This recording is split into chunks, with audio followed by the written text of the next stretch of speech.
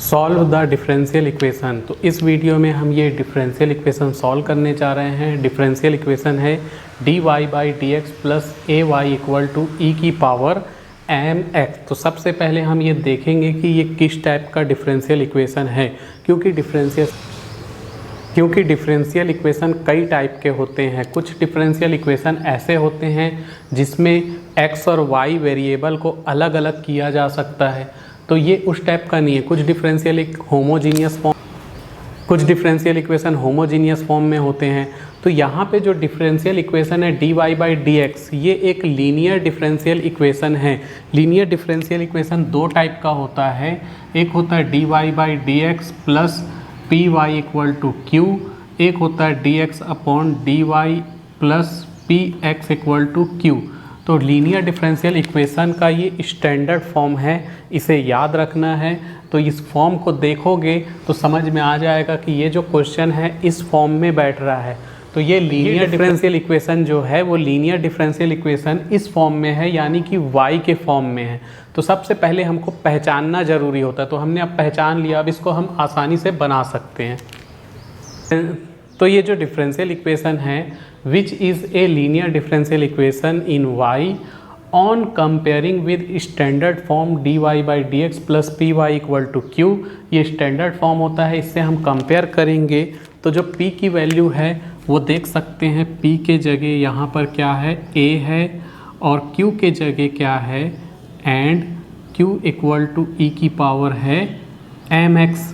अब हम integrating factor निकालते हैं। इंटीग्रेटिंग फैक्टर को शॉर्टकट में IF बोलेंगे, और इसका फॉर्मूला होता है e की पावर में इंटीग्रेशन p dx, e की पावर में इंटीग्रेशन p dx। तो इसको पहले सॉल्व करना पड़ेगा, तो चलो सॉल्व कर देते हैं जल्दी से। तो IF इक्वल टू e की पावर p जो है वो तो a है, तो p के जगह a लिख दिए, dx। तो e की पावर a तो कांस्टेंट है, इंटीग्रेशन dx, तो ये हो जाएगा तो e की पावर a और dx का इंटीग्रेशन हो जाएगा x, तो e की पावर ax इंटीग्रेशन फैक्टर आया। Hence the required solution of the linear differential equation. तो इस लीनियर डिफरेंशियल इक्वेशन का जो सॉल्यूशन होता है वो होता है y इंटू आई एफ, फिर integration q into I F into D x plus C.